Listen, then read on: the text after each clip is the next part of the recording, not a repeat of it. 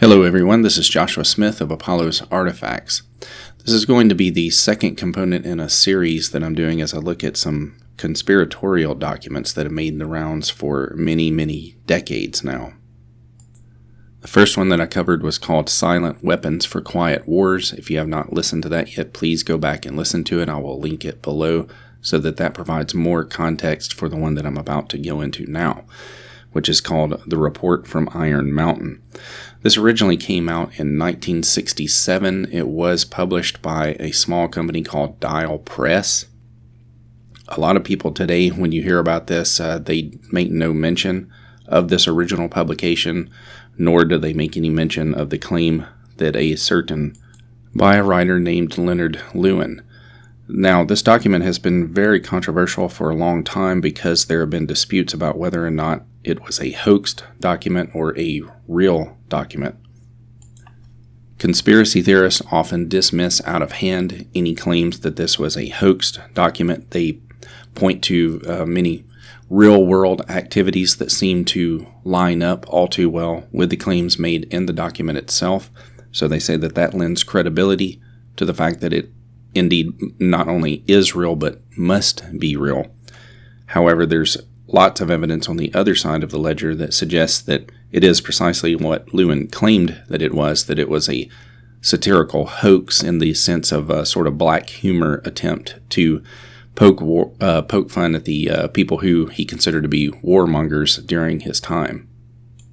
Now, at the outset, I have to point out to you that I am not a debunker. I am not a capital S skeptic in any sense. I'm also not a person who just gullibly believes all conspiracy theories as they come by. I do enjoy reading them. I'm sort of a connoisseur of conspiracy theories. But in this, I'm not going to be telling you what you need to think about the document, but I do want to try to help you think in a particular pattern about it, ways to read certain context clues that appear within the document itself that may give a new angle of interpretation on it, shall we say. The things that I would have to point out about it at the outset is that context for this is absolutely everything. You have to remember that this was written more than 50 years ago. It was put together first in 1966, regardless of who it is who wrote it. Since it was indeed first published in 1967, it was being compiled in 1966.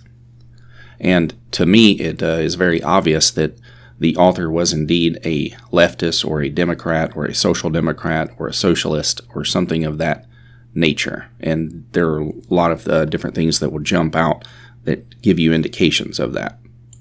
Additional information on this, since this never comes out in any of the conspiracy theorist renditions of it, and I've watched about 20 of those that are available online, various documentaries and all of this. And also this got sort of a second breath of life from William Cooper, who also gave life to the first one that I covered, which was Silent Weapons for Quiet Wars. Both of these were mentioned in his 1991 Behold a Pale Horse. But this document was a bestseller, made the New York Times bestseller list in 1967. Later, it seems that the copyrights were turned over or purchased by Simon & Schuster whenever it went out of publication with Dial Press. This did lead to a copyright infringement lawsuit, which happened, I believe, in the 1990s because this was making the rounds with certain right-wing conspiracy theory groups such as the Liberty Lobby and others, and they were sued because they were putting it out under the claim that it was simply a government document, thus no copyrights applied to it.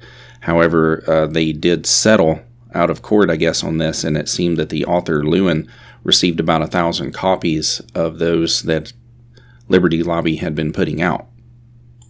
And really, when you read through the document all the way, there are only two possibilities with this. Either the person who wrote it was extraordinarily cynical, or they were taking a humorous jab at certain people, which I think it's more the latter, although we do have certain evidence from the real world that parts of this document could have gone operational, perhaps, against Lewin's desires. But the document is brilliant in its subtlety. It's disturbingly sinister with all of the things that it contains. Some of the stuff that jumps out about it is the fluidity and alacrity of the writing and the language that's used. The sentence-to-sentence flow is far better than what you find in Silent Weapons for Quiet Wars, and the connections that there are from paragraph to paragraph showed that this is truly an artful and skilled writer, unlike whoever it was that wrote Silent Weapons for Quiet Wars. And the language in this is not at all typical of what you find in policy papers or position statements or anything like that. And that it has in common with Silent Weapons for Quiet Wars, in that there is language used in that document that is not typical of something that would be presented either at Bilderberg or to some government group or something like that. So there's lots of internal telltale signs that jump out at you that this thing mostly is exactly what Lewin claimed it to be. But the farther I have gone into this, the more that my eyes have been open, and I've been surprised by some of the things that I've found outside of it, which I will get to as we go. Some conspiracy researchers have said that there are connections between this document and one that is a UN promoting document, which is put out by the Department of State. It's publication number 7277. That is indeed a real document. You can look that up. I will link that below. But it was a U.S. program for the general and complete disarmament of the United States in a peaceful world. But of course, it would be reliant upon other powers around the world disarming themselves as well, which is, completely a pipe dream. But some of the unifying themes that I found across these two documents, Silent Weapons for Quiet Wars, Report from Iron Mountain, and the next one that I will be reporting on, which is the NASA War document, which is Future Warfare 2025, put out by Dennis Bushnell, the chief research scientist at NASA. So the unifying themes would be overpopulation shows up repeatedly as a concern, the idea that there needs to be some measures put into place for population control. And to me, this just rings of the ideological obsessions of the left. So many of them are watermelons, meaning that they're green environmentalists on the outside, but they're truly socialists and communists on the inside. That's the coloration pattern for that.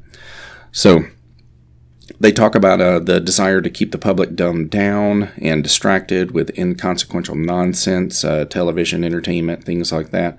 They suggest ideas such as poisoning the water and food supplies, which actually was suggested by Paul Ehrlich of the population bomb fame, but that actually did not come out until after this document came out, which is kind of odd.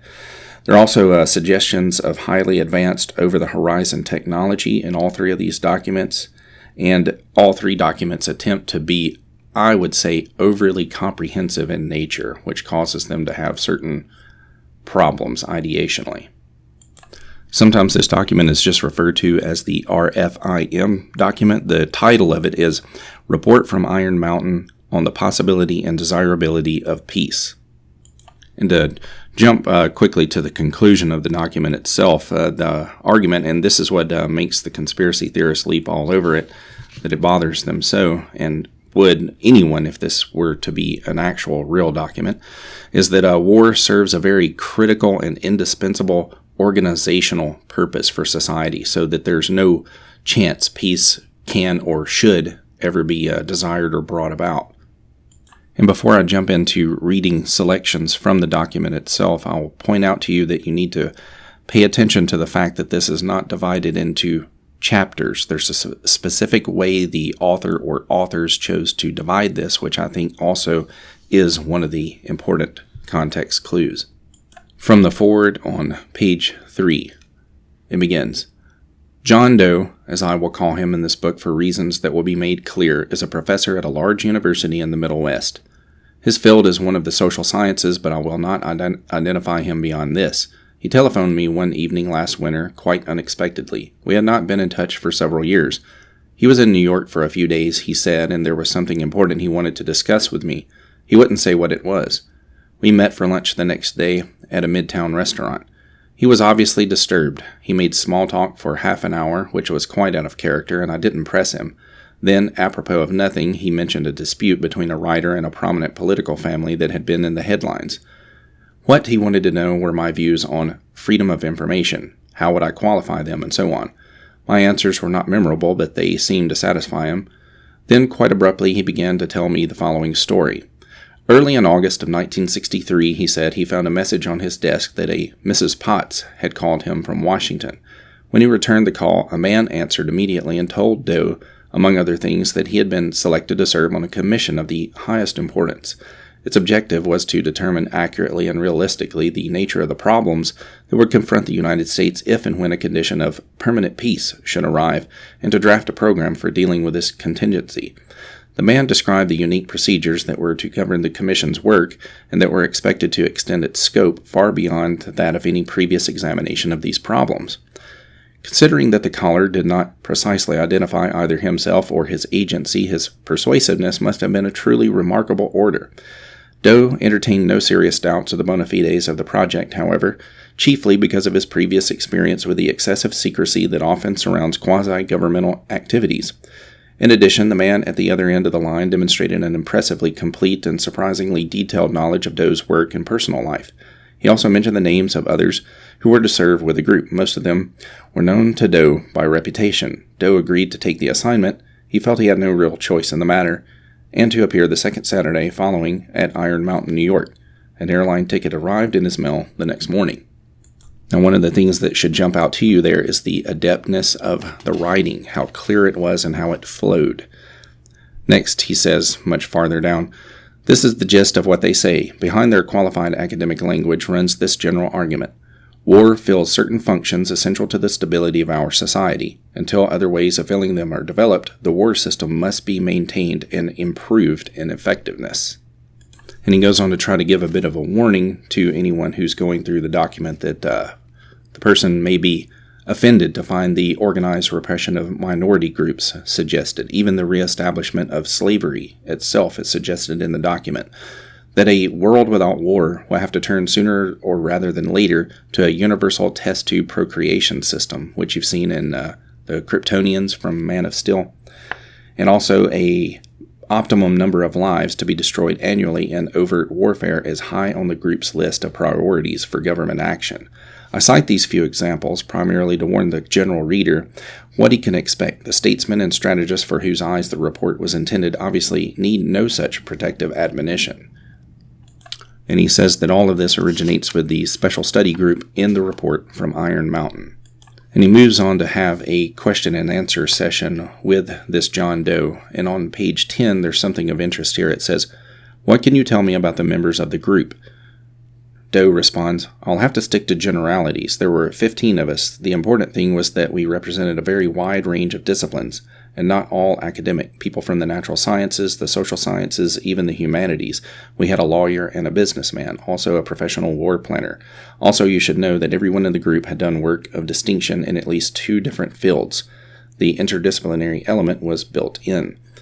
And this brought to mind something. I knew I had read something else similar to this, but I couldn't quite place it. It took a little bit of thinking, and then I remembered that Michael Crichton had written a book called Sphere. And this was published in 1987, which was precisely 20 years after the report from Iron Mountain came out. And the thing that links the two together is that a person in that named Norman Johnson, who's a psychologist, is asked to write up a document of what he would do if humans made contact with aliens. And he had done government work before within the context of the book, and he thought that this was a sort of a joke and he needed a little bit of money, so he just threw something together. Well, the thing that he threw together ended up going operational within the context of the book, and of course the film, which later came out, I think it was in 1998. And in Sphere, you have Norman Johnson, who's a psychologist, a mathematician named Harry Adams, a zoologist named Beth Halpern, an astrophysicist named Ted Fielding, and a marine biologist named Arthur Levine, and they are working alongside U.S. Navy personnel. And the document that was drawn up by Johnson's character was called Recommendations for the Human Contact Team to Interact with Unknown Life Forms, abbreviated as ULFs. And the key members of this team, there were 10. So you have Johnson, the psychologist, you have Adams, who is a mathematician, you have Halpern, you have Fielding, Arthur Levine, you have Harold Barnes, who's a retired Navy captain, and he's in charge of the underwater scientific investigation. And it just made me wonder if Crichton had indeed read this and he was sort of replicating this idea within the book Sphere. I highly recommend you read that book. It's far better than the film. The film is slightly over decent, but the book is quite good. And as John Doe gets into the descriptions of the people, he makes up pseudonyms for them all. He says, Arthur Abel is a historian and political theorist who has served in government. Bernard Baker is a professor of international law and a consultant on government operations. Charles Cox is an economist, social critic, and biographer. And there are certain reasons I wonder if this is a reference to John Kenneth Galbraith, who back during the time was involved in the controversy about whether or not this document was real or a hoax. Galbraith apparently made some kind of offhand comments claiming that it was indeed real. And one of the strange things about this is I actually had a computer sciences professor whose name was also John Kenneth Galbraith, and he worked with DARPA during the development of the internet, which is kind of strange. Next one, John Doe labels himself, and then Edward Ellis, a sociologist often involved in public affairs. Frank Fox, a cultural anthropologist. George Green, a psychologist, educator, and developer of personnel testing systems. Harold Hill, a psychiatrist who has conducted extensive studies of the relationship between individual and group behavior. John Jones is a scholar and literary critic. Martin Miller is a physical chemist whose work has received international recognition at the highest level. Paul Peters is a biochemist who has made important discoveries bearing on reproductive processes. Richard Rowe is a mathematician affiliated with an independent West Coast research institution. Samuel Smith is an astronomer, physicist, and communications theorist. Thomas Taylor is a systems analyst and war planner who has written extensively on war, peace, and international relations. Finally, William White is an industrialist who has undertaken many special government assignments. And this just rings so similar to me as what you find in Sphere, but I also wonder who all of the real-world people are to which Lewin was referring as he drew this up. And the document begins on page 19 as I skip ahead. For the Special Study Group, 30 September 1966. Introduction. The report which follows summarizes the results of a 2.5-year study of the broad problems to be anticipated in the event of the general transformation of American society to a condition lacking its most critical current characteristics, its capability and readiness to make war when doing so is judged necessary or desirable by its political leadership. And if you track back the 2.5 years, that lands you in 1964. And you'll notice that in 1964, of course, America is ensconced in the Vietnam War, and it's just post-Gulf of Tonkin incident, which happened in 1964. Also, Stanley Kubrick's Dr. Strangelove was released in 1964, and to me, this rings of that kind of dark humor that Kubrick was going for in that film. They also point out the absurdity of the idea of a winnable nuclear war, and you'll notice as I go through this that this is the product of a very much more skillful writer than what was in Silent Weapons for Quiet Wars. Other people, however, see this as a product of the cryptocracy, or the deep state as it's commonly referred to today, the shadow government, and so on. So it begins. Our work has been predicated on the belief that some kind of general peace may soon be negotiable. The de facto admission of Communist China into the United Nations now appears to be only a few years away at most. It has become increasingly manifest that conflicts of American national interests with those of China and the Soviet Union are susceptible of political solution, despite the superficial contraindications of the current Vietnam War, of the threats of an attack on China, and of the necessarily hostile tenor of day-to-day foreign policy statements. It is also obvious that differences involving other nations can be readily resolved by the three great powers whenever they arrive at a stable peace among themselves. It is not necessary for the purposes of our study to assume that a general détente of this sort will come about, and we make no such argument, but only that it may. It is surely no exaggeration to say that a condition of general world peace would lead to changes in the social structures of the nations of the world, unparalleled and revolutionary in magnitude. The economic impact of general disarmament, to name only the most obvious consequence of peace, would revise the production and distribution patterns of the globe to a degree that would make changes of the past 50 years seem insignificant. Political, sociological, cultural, and ecological changes would be equally far-reaching. What has motivated our study of these contingencies has been the growing sense of thoughtful men in and out of government that the world is totally unprepared to meet the demands of such a situation, meaning peace.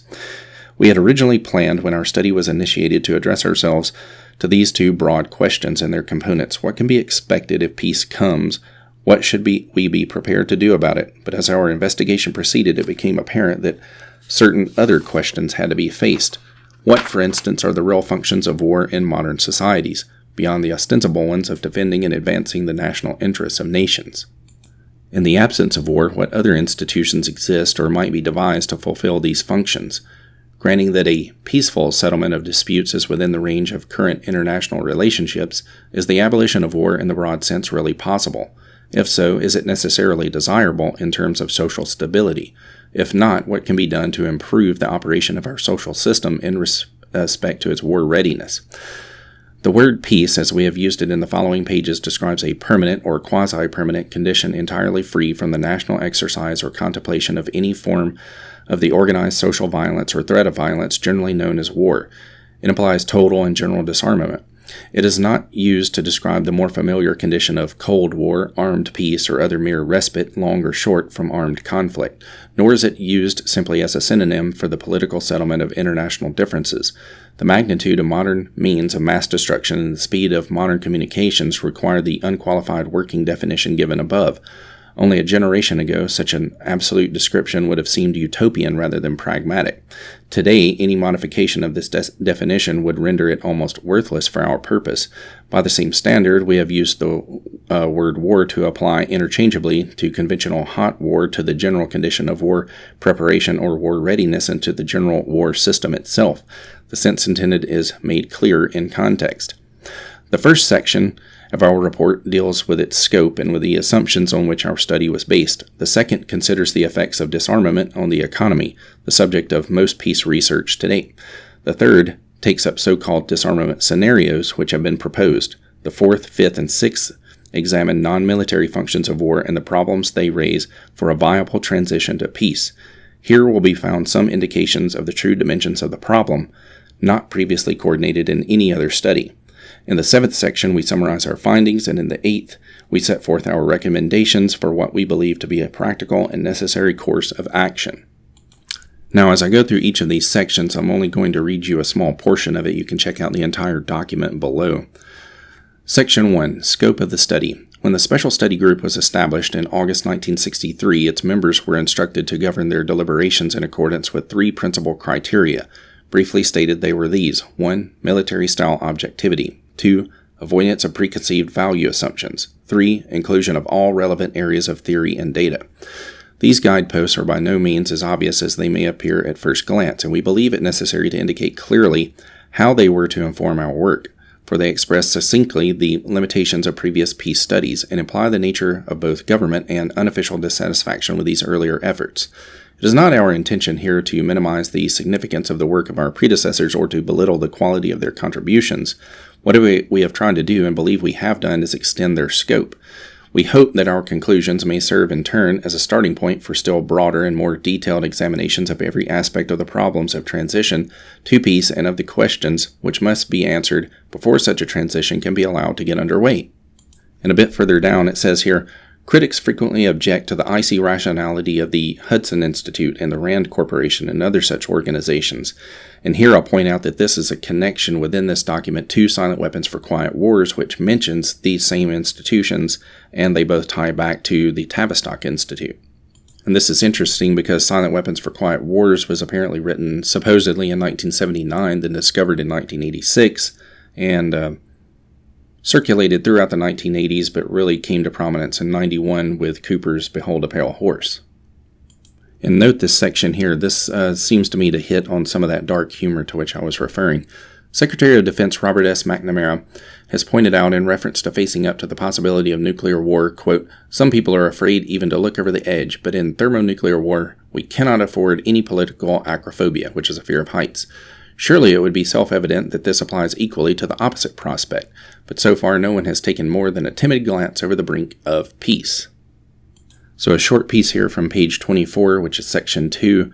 This is relating to how to reallocate the spending and personnel. Disarmament and the economy. In this section, we shall briefly examine some of the common features of the studies that have been published dealing with one or another aspect of the expected impact of disarmament on the American economy. Whether disarmament is considered as a byproduct of peace or as its precondition, its effect on the national economy will, in either case, be the most immediately felt of its consequences. The quasi-measurable quality of economic manifestations has given rise to more detailed speculation in this area than any other. General agreement prevails in respect to the more important economic problems that general disarmament would raise. A short survey of these problems rather than a detailed critique of their comparative significance is sufficient for our purposes in this report. The first factor is that of size. The world war industry, as one writer has aptly called it, accounts for approximately a tenth of the output of the world's total economy. Although this figure is subject to fluctuation, the causes of which are themselves subject to regional variation, it tends to hold fairly steady. The United States, as the world's richest nation, not only accounts for the largest single share of this expense, but also has devoted a higher proportion of its gross national product to its military establishment than any other major free world nation. Plans for economic conversion that minimize the economic magnitude of the problem do so only by rationalizing, however persuasively, the maintenance of a substantial residual military budget under some euphemized classification. Conversion of military expenditures to other purposes entails a number of difficulties. The most serious stems from the degree of rigid specialization that characterizes modern war production, best exemplified in nuclear and missile technology. So what they're getting at here is that it would cause far too many changes within society itself. This is how they're going to funnel you to their conclusion that war is a natural condition that must be maintained at any cost, because the prospects of peace would be too damaging, would shake too many things up. And it offers a list of possibilities related to that, and then it says, more sophisticated and less sanguine analysts contemplate the diversion of the arms budget to a non-military system equally remote from the market economy. What the pyramid builders frequently suggest is the expansion of space research programs to the dollar level of current expenditures. This approach has the superficial merit of reducing the size of the problem of transferability of resources, but introduces other difficulties. So they're saying there should be like a black budget deep space program, which I think some people in the UFO circles today refer to as the breakaway civilization concept. Down to section 3, page 28, disarmament scenarios. Scenarios, if they have come to be called, are hypothetical constructions of future events. Inevitably, they are composed of varying proportions of established fact, reasonable inference, and more or less inspired guesswork. Those which have been suggested as model procedures for effectuating international arms control and eventual disarmament are necessarily imaginative, although closely reasoned. In this respect, they resemble the war games analyses of the Rand Corporation, with which they share a common conceptual origin. All such scenarios that have been seriously put forth imply a dependence on bilateral or multilateral agreement between the great powers. In general, they call for a progressive phasing out of gross armaments, military forces, weapons technology, coordinated with elaborate matching procedures of verification, inspection, and machinery for the settlement of international disputes. It should be noted that even proponents of unilateral disarmament qualify their proposals with an implied requirement of reciprocity, very much in the manner of a scenario of graduated response in nuclear war. The advantage of unilateral initiative lies in its political value as an expression of good faith, as well as in the diplomatic function as a catalyst for formal disarmament negotiations. Page 30, Section 4, War and Peace as Social Systems. We have dealt only sketchily with proposed disarmament scenarios and economic analyses, but the reason for our seemingly casual dismissal of so much serious and sophisticated work lies in no disrespect for its competence. It is rather a question of relevance. To put it plainly, all these programs, however detailed and well-developed, are abstractions. The most carefully reasoned disarmament sequence inevitably reads more like the rules of a game or a classroom exercise in logic than like a prognosis of real events in the real world. Some essential element has clearly been lacking in all these schemes. One of our first tasks was to try to bring this missing quality into definable focus, and we believe we have succeeded in doing so. We find that at the heart of every peace study we have examined, from the modest technological proposal, e.g. to convert a poison gas plant to the production of socially useful equivalents, to the most elaborate scenario for universal peace in our time, lies one common fundamental misconception. It is the source of the miasma of unreality surrounding such plans. It is the incorrect assumption that war as an institution is subordinate to the social systems it is believed to serve. And a bit further down, it must be emphasized that the precedence of a society's war-making potential over its other characteristics is not the result of the threat presumed to exist at any one time from other societies. This is the reverse of the basic situation. Threats against the national interest are usually created or accelerated to meet the changing needs of the war system.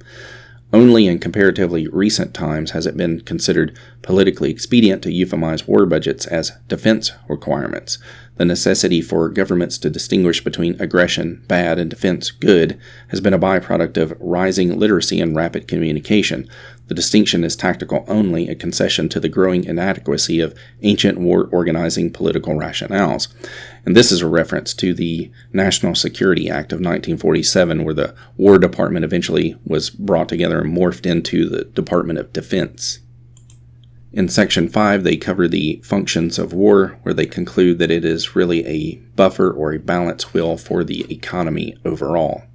In one section, they even say about it, although we do not imply that a substitute for war in the economy cannot be devised, no combination of techniques for controlling employment, production, and consumption has yet been tested that can remotely compare to it in effectiveness. It is and has been the essential economic stabilizer of modern societies.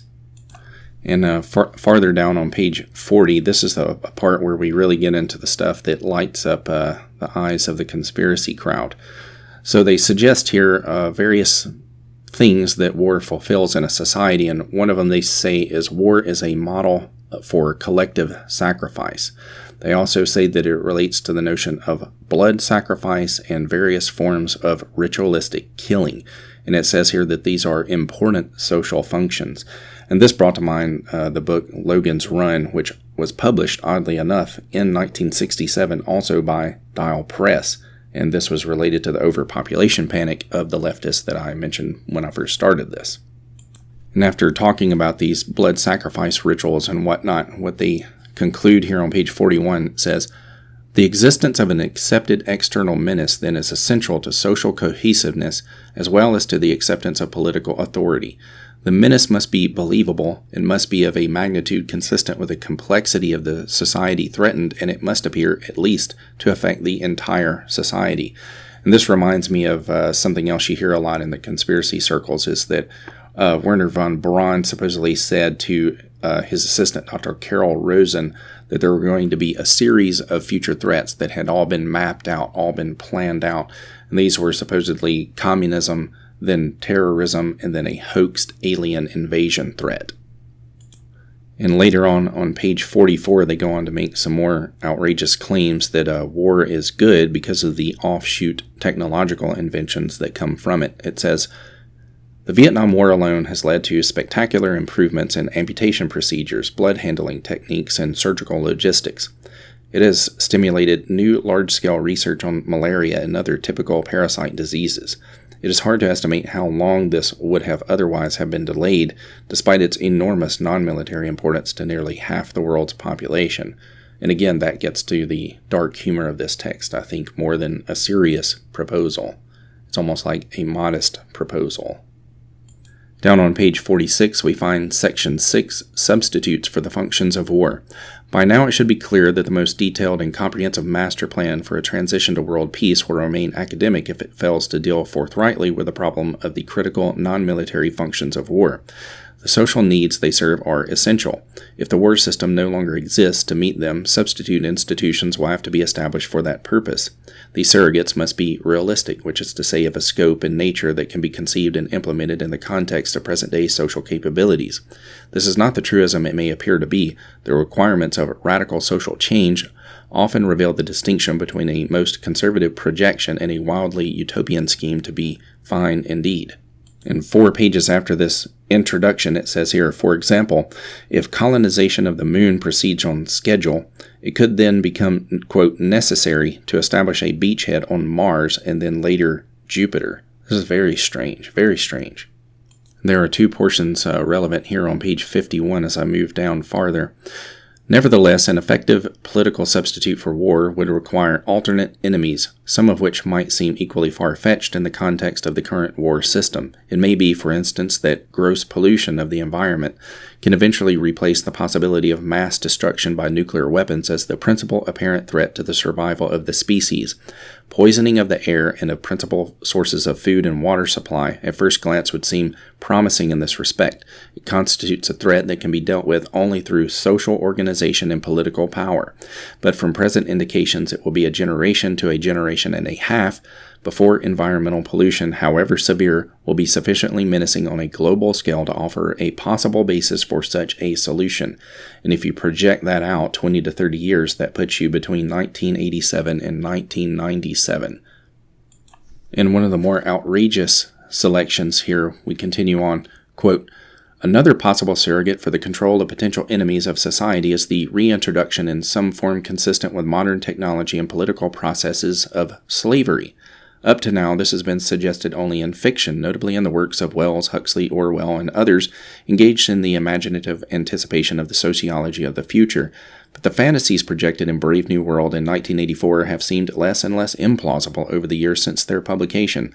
The traditional association of slavery with ancient pre-industrial cultures should not blind us to its adaptability to advanced forms of social organization, nor should its equally traditional incompatibility with Western moral and economic values. It is entirely possible that the development of a sophisticated form of slavery may be an absolute prerequisite for social control in a world at peace. As a practical matter, conversion of the code of military discipline to a euphemized form of enslavement would entail surprisingly little revision. The logical first step would be the adoption of some form of, quote, universal military service. And you can see why this would upset people were they to be taking this document seriously rather than in jest. And later on page 55, we get into some more really surprising suggestions. It says here, quote, "There is no question but that a universal requirement that procreation be limited to the products of artificial insemination would provide a fully adequate substitute control for population levels. Such a reproductive system would, of course, have the added advantage of being susceptible of direct eugenic management. Its predictable further development, conception, and embryonic growth taking place wholly under laboratory conditions would extend these controls to their logical conclusion. The ecological function of war under these circumstances would not only be superseded but surpassed in its effectiveness." And this reminds me of Rachel Carson's 1962 Silent Spring, which started off much of this panic, and The Population Bomb by Ehrlich, which did not come out actually until 1968, but the sense of this was sort of in the air already. It continues, "The indicated intermediate step, total control of conception with a variant of the ubiquitous pill via water supplies or certain essential foodstuffs offset by a controlled antidote, is already under development. There would appear to be no foreseeable need to revert to any of the outmoded practices referred to in the previous section, such as infanticide, which actually has been suggested by people such as the ethicist Peter Singer and John P. Holdren, who was Barack Hussein Obama's science czar. And infanticide is, of course, post-birth abortions. That's what they call it anyway. And they've even suggested that it could be done up until the age of 3. So this is a rather disturbing real-world connection to something offered up in this document supposedly as a hoax and as a joke. Continues, as there might have been if the possibility of a transition to peace had arisen 2 generations ago.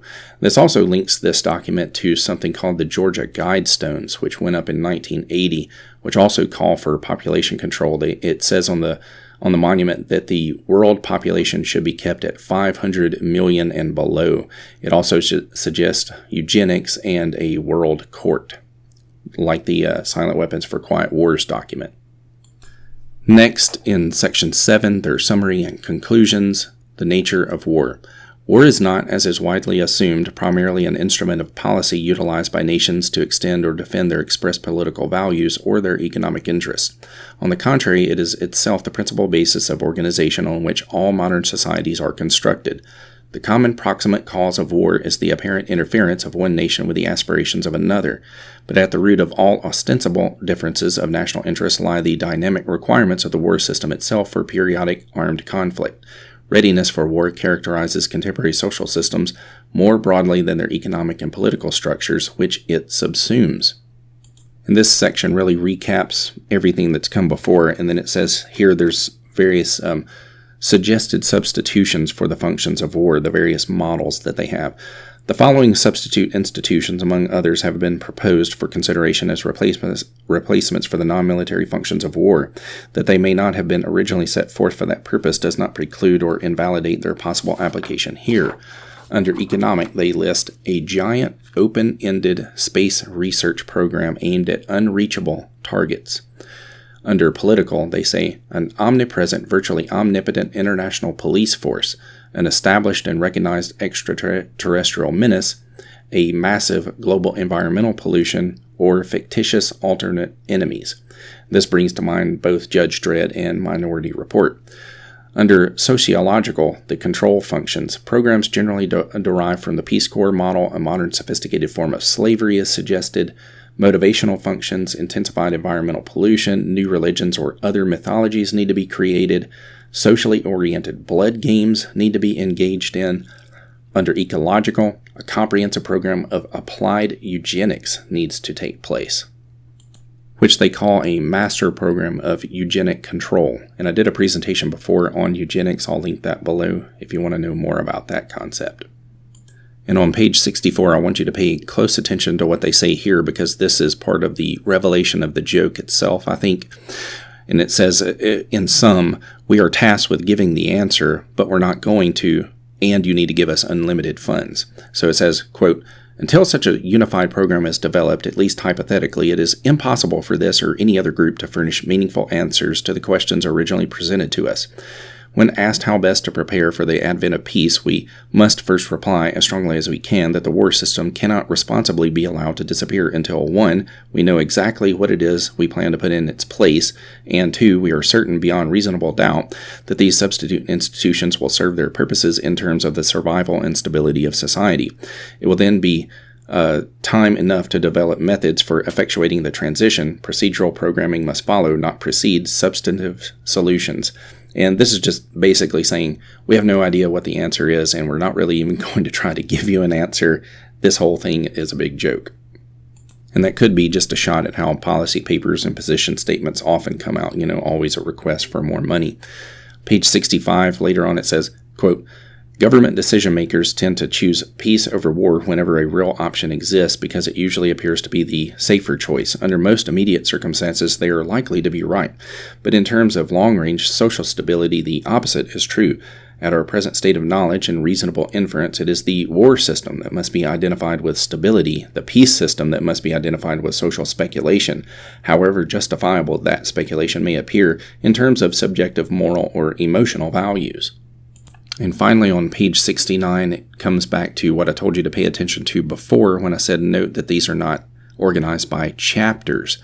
These are organized by sections. And this final section is section 8, which makes you think it has to be a dual reference. Of course, section 8 sometimes refers to low-rent housing, but for military purposes, it refers to people who are mentally unfit for further service. And that's the whole goal they're driving for here, is taking a shot at the military establishment of their time. They're saying that all of these think tank people are basically crazy.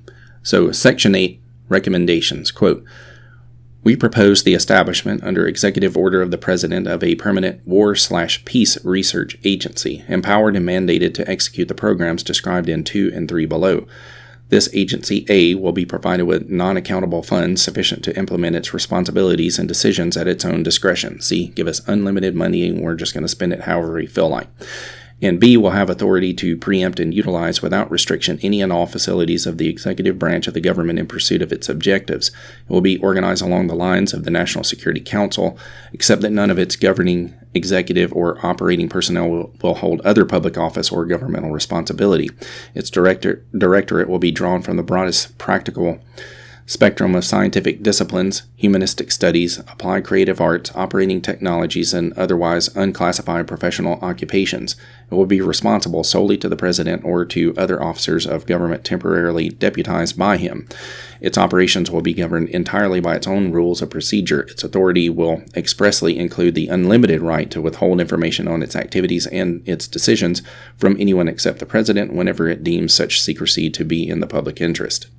And it ends with several pages of footnotes, most of which just refer back to other government documents and speculative policy position statements and things of that nature.